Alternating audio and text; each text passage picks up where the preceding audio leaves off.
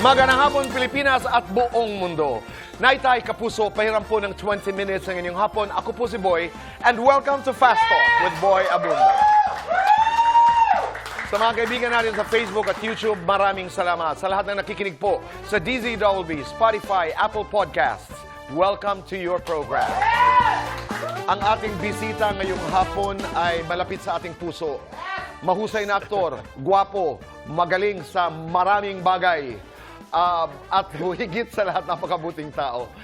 At he's starring in a very, very special film. And we'll talk about this.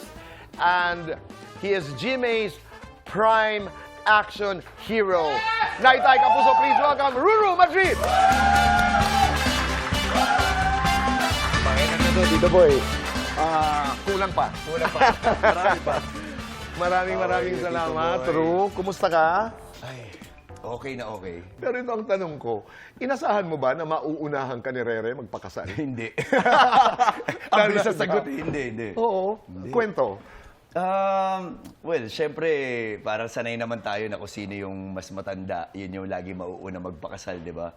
Pero sabi ko nga, minsan sa buhay natin, parang maraming unexpected. At yung mga unexpected na yan, yun pa yung siguro, I would say, maganda rin yung pangyayari dahil, I guess, si Rere, nakita ko rin na sobrang saya rin niya ngayon. Tama. Kayo ba naniniwala sa sukob? Hindi. Talaga hindi. Tito Boy. So, ibig sabihin, pwede pa kayong magpakasal ni Bianca ngayong taon. Kung may hahabol pa, why not? Oo. At ang nakakatuwa, si Bianca ang unang nasabihan ni Rere Yes. na siya'y buntis. Yeah. What is the story? Well, kinento na lang sa akin ni Rere na natakot daw kasi siya sa akin. Siyempre, parang bilang kuya. Dati kasi, Tito Boy, sobrang stricto ko. Remember, the last time nandito kami, kinikwento rin naman ni Rere yun. So parang kinakabahan siya na pagka sa akin niya sinabi, imbis na matuwa ako, magalit ako. Pero si Bianca po yun nag-guide sa akin from the very beginning. I mean, prior to this, na in-announce ni Rere yung nabuntis siya or ikakasal na siya, si Bianca yung nagsasabi sa akin na huwag maging mahigpit sa mga kapatid mo. Kasi pagka mahigpit ka sa kanila, hindi sila mag-open up sa'yo. So, from there, nagbago yung perspective ko sa kung paano ko tinitignan yung ganun, na kung paano protektahan ng kapatid. Paano sinabi ni Bianca sa'yo? Diretsa? Sabi lang niya, mahal, may gusto daw sabihin si Rere sa'yo mamaya. Galing akong trabaho, madaling araw. Sabi ko, ano sasabihin niya? Nung una pa, inisip ko, sabi ko, teka, baka binubugbog to ni Kaya. Parang ganun inisip ko, or baka niloko, sinaktan. Pero true story, Tito Boy, habang nasa biyahe ako, nagmamaneho ako, tinignan ko yung buwan, tapos parang yung buwan, para bang may pinapahiwatig siya sa akin na something. And then from there, naramdaman ko na buntis si Rere. Talaga? So, nung dumating ako sa bahay, dumating si Rere doon, biglang pinakita na sa akin ni Rere yung resulta, nabuntis siya, alam ko na. Oh. Tapos sinabi ko sa kapatid ko na, alam mo, wala ka naman dapat ikatakot or wala ka dapat ilihim sa akin kasi sobrang masaya ako para sa'yo at susuportahan kita sa kahit na anong bagay. What about your parents? Ano ang reaction? Ayun ang... well, syempre, Tito Boy, sa akin muna sinabi ni Rere bago yung magulang ko kasi bunso eh. Alam mo naman, pagka bunso, sobrang protective ang lahat. So, nung sinabi sa akin ni Rere, ako na yung nagsabi sa kanya na, sige Re, sasamahan kita pagka in-open mo to kila Mama and Dada. So, sinabi ko rin sa kanya na better siguro kasi during that time si Kai nasa Japan pa. So, sabi ko, better siguro na kasama natin si Kai pagka in-announce natin sa magulang natin itong pangyayaring to. Mas maganda. So, tinawagan ko si Kai. Nag-usap kami for like 4 hours through phone. And then, doon, sinabi ko sa kanya na, bro, better siguro na umuwi ka dito sa Pilipinas and then sabihin mo kung ano talaga yung nangyari. Mula doon, sobrang nirespeto ko si Kai kasi talagang ginawa niya. Kahit na sobrang busy siya sa Japan, may mga game siya. To be honest, parang ang nangyari, umuwi lang siya para sabihin and then the next day, bumalik na siya ng Japan. So, na-appreciate ko po yung tao kasi hindi naman po lahat ng lalaki ay may ganong tapang na harapin po kung ano yung sitwasyon. Kumusta si Kai bilang bayaw at bilang Bayaw. asawa ni Bunso? Mabuting tao po si Kai. Doon pa lang sa ginawa niyang gesture na yon, nakita ko kung ano po yung pagkatao niya. And eto, recently nagkakaroon kami ng mga bonding, minsan nagda-double date kami I with saw the Bianca. post, di ba? Si Kai, hindi siya yung tipong ibang tao. Siyempre, pagka alam mo na, pagka kuya, yung parang papakitang gilas, kuya, hindi siya ganun. Cool lang, sobrang cool. Actually, parehas sila ng personality ni Bianca. So, sabi ko, gusto ko tong taon to kasi wala siyang gustong patunayan. 3 B nung nabasa ko yung post, hindi Yes, ba? 3 B. Buntis, double date with Buntis, Yes. Bayaw, at Batas. Yes. Kwento mo sa amin yun. Nakakatuwa. Actually, parang hindi ko in-expect na parang ganun pala yung magiging caption ko doon, di ba? Pero sobrang sakto kasi si Buntis, tapos si Bayaw. Sabi ko, etong si Bianca talaga, siya talaga ang batas. Siya ang batas ng buhay ko. Sabi, hindi pa man din kami kasal ni Bianca, pero pinapractice ko na yung happy wife, happy life. Oo. Anong reaction ni Bianca nung nabasa? Eh, Batas pala ako. Alam naman niya yun. Bago ko pa i-post yun na talaga yun. Hindi lingid sa kaalaman namin, lalo na sa ilan sa amin dito sa Fast Talk. Ako. Kasi ako'y napapaligiran ng napakaraming kaibigan ng Iglesia ni Cristo. Tito Boy. Pero hindi ko pa ito naitatanong. Sa inyo ba, sa Iglesia ni Cristo, bawal ba ang magkaroon ng asawa na hindi miyembro ng INC? Yeah. Bawal. Yeah, bawal. Kailangan mag-convert. Yes, Tito Boy. Oo. Ganun po sa amin. Actually, parang yung Pero iba I'm nga sorry, po, pero si Kai handog din yan. handog siya. Diba? Simula pagkabata. And very active po ang pamilya niya. So actually, yung iba pong mga sinasabi nga po sa amin, bago mo ligawan, parang better na ang liligawan mo po ay kapatid. But syempre, sa mundong ginagalawan natin, Okay. sa industriya, hindi naman po, hindi marami ang miyembro ng Iglesia ni Cristo. So, ayun, siguro, kung paano po yung nangyari sa sitwasyon namin dalawa ni Bianca, na talagang inintay ko po na sa kanya po magmumula yung desisyon.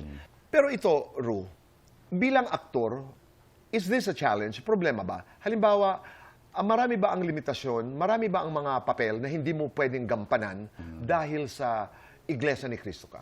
But I'm gonna be honest, Tito Boy. Of course, challenging siya sa pagiging isang aktor. I mean, syempre, bilang isang aktor, hindi ka lang naman umaarte. Marami rin po mga tao na naglo-look up sa'yo or nagsisilbing inspirasyon ka. At marami po sa mga taga-ahanga ko ay miyembro po ng Iglesia ni Cristo. So, syempre, hindi naman po sa lahat ng pagkakataon ay mauunawaan po nila kung ano po yung ginagawa namin bilang isang aktor. So, ang ginagawa ko na lang po, bago pa po namin gawin ng isang proyekto, magkakaroon po kami na, let's say, para mag-uusap-usap kami ng production, mag-uusap-usap kami ng directors, kung ano po yung mga hanggat maaari maiwasan. Pero I wouldn't say na limitasyon siya kasi pwede naman po yung ipagpaalam. Pero totoo po yan, marami na pong mga bagay na natanggihan ko just because of my faith. Ano ang bawal? Bawal kami mag-endorso ng alak, bawal kami mag-endorso ng sugal. You're an actor. Yeah. Ang isang artista is expected to do diverse roles. Yes. Can you play, halimbawa, a Catholic or a Muslim? Yeah, actually I did a project, hindi pa po pinapalabas. Ito yung Los Salvajes Bravos. And then sa pelikula po na ito, parang bininyagan po ako. So, doon po, kaya po pinayagan. Bininyagan ka sa anong Sa simbahan? Katoliko. Okay. Opo. Kaya po yun pinayagan dahil po during that time, ang story po kasi... Pinayagan, nagpaalam ka? Yeah. Kasi po ang storya po niya, Tito Boy, kami po yung mga dinala na mga Pilipino o mga Igorot na dinala po sa Spain during the 1800s. Okay. And during that time, wala pa naman pong Iglesia ni Cristo. So, kumbaga, wala na pong magiging problema dun kasi parang ang pinoportray ko po na role ay isang role na wala pang Iglesia during that time. May kinalaman sa time frame. Yeah. Ika nga, at ikay nakipag-usap sa mga tagapamahala at ikay pinayagan. Yeah, ang ginagawa ko po, Tito Boy, usually we do Ang tawag po namin doon ay salaysay. Ah. Minsan handwritten, minsan pwede naman pong type, and then ipagpapaalam mo, meron po akong gagawin na isang proyekto. Sana po maunawaan po natin na ito po ay trabaho ko bilang isang aktor, and lagi naman po napapayagan yung mga ganyan. What about sensitive na mga eksena? Kissing scenes, love scenes. Pwede kang gumawa. Yeah, wala naman pong... Basta nasa konteksto. Yeah, basta nasa konteksto. Parang, yun nga po, actually, yung mga ganyan po mga eksena, hindi ko na po siya usually pinagpapaalam dahil parang, siguro, parang nakikita naman po nila na lagi ko siyang ginagawa. At bilang isang aktor, ayoko rin po talagang malimitahan yung sarili ko, lalo pat, right now, I'm in the era of, expansion, and gusto kong mag-explore sa kung ano pa yung kakayanan ko bilang isang aktor. Maiba lang ako, Yeah. Ru. You played on The People Have Spoken. Yeah. At napag-usapan doon yung Masaya yung game show na yun, grabe. once a cheater, always a Yes. cheater. And you were quoted to have said, pwede pa talagang magbago kahit na sino at papatunayan namin yan. Ang katanungan, napatunayan mo na ba? Ruru Madrid ang kasagutan. Sa pagbabalik po ng Fast Talk with Boy Abunda.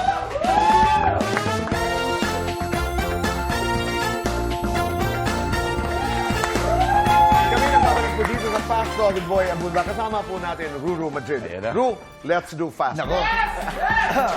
Pinagandaan ko to, Tito Boy. Okay. Ruro. Ruru. Hari, hero. Parehas. Basketball, football. Basketball and football. Maginoo, maharot. Maginoo. Matigas, malambot. Matigas. Matigas ang abs, malambot ng puso. Malambot na puso. Maraming awards, maraming pera. Maraming pera na lang. Lover boy, sad boy. Lover boy. Faithful, fearful. Faithful. Best actor, best boyfriend. Best boyfriend. Boyfriend material, husband material. Husband material. Takot ako kay Bianca kapag? Kapag gutom siya. Very good ako kay Bianca kapag? Kapag napakain ko siya ng paborito niyang pagkain. Ay, Bianca. Guilty or not guilty? May nakaalita na aktor. Guilty. Guilty or not guilty? Naging laman ng blind item. Guilty. But guilty or not guilty? Nahuling may ibang ka-text. Guilty. Noon. Noon. Guilty noon. Guilty or not guilty? Willing maghubad sa pelikula. Guilty. Describe yourself as an actor. Willing to learn. Willing to explore. Describe yourself as a kuya. Mapagmahal. As a lover. Loyal. Describe yourself as a man. As a man, protective. Lights on or lights off? Lights on. Happiness or chocolates? Happiness. Best time for happiness. Lahat ng oras. Hawak mo ang kamay ng Diyos. Ano ang hihilingin mo? Hawak ko ang kamay ng Diyos. Ang hihilingin ko sa Kanya na patuloy na gabayan, patuloy na mahalin, at ingatan kaming lahat ng mga mahal ko sa buhay. Let's talk about Hand of God. Yes. What is this? What is this film? At bakit minanifest mo ito? I would describe this film, Tito Boy, na special na pelikula. Special na pelikula dahil the moment na natanggap ko yung tawag mula dun sa producer at kinuwento niya sa akin kung ano yung istorya nito, hindi na ako nagdalawang isip na tanggapin tong pelikulan to. Ganun po kaganda yung material. Cinemalaya. Yeah. Okay. First, Cinemalaya ko to, Tito Boy. And that's exciting. Yeah, sobra. Bakit mo sinabi that you manifested this movie? After kasi ng Green Bones, Tito Boy, at MMFF siya, sabi ko, sana makagawa ako ng Cinemalaya. Napanood ko yung balota ni Ate Yan sa Cinemalaya.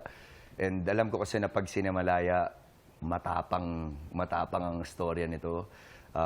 Wala siyang iniisip na, kumbaga, kailangan kumita. Kumbaga, hindi yun yung goal. Ang goal is maikwento kung ano talaga yung tunay na kwento. Totoo dun sa Malaya, no? Sine na Malaya. Malaya. Tungkol saan ang pelikulang ito? Ang Hand of God po, it's a story, I would say na storya po siya ng pag-asa.